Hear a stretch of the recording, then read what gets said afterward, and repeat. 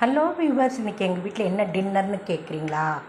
இட்லி குண்டானில் அவிச்ச இட்லியை இந்த பாருங்கள், இப்படி அழகாக உதுத்து போட்டு நிறைய நல்லெண்ணெய் ஊற்றி கடுகு, உளுந்தம்பருப்பு, கடலைப்பருப்பு தாளிச்சிட்டு அடுத்து இப்படி மல்லி இலையெல்லாம் தூவி விட்டு இட்லி பொடி நீங்கள் என்ன வச்சுருக்கீங்களோ அதையும் அதில் தூவி விட்டு அழகாக கிளறி இந்த மாதிரி இட்லி உப்புமான்னு சொல்லுவோம் இல்லையா, இது ஒரு விதமான இட்லி உப்புமா. இதுக்கு சைட் டிஷ் தேவையில்லை, இப்படியே சாப்பிட்டுக்கலாம். நம்ம இதில் இட்லி பொடி போட்டிருக்கிறதுனால கொஞ்சம் காரமாக தான் இருக்கும்.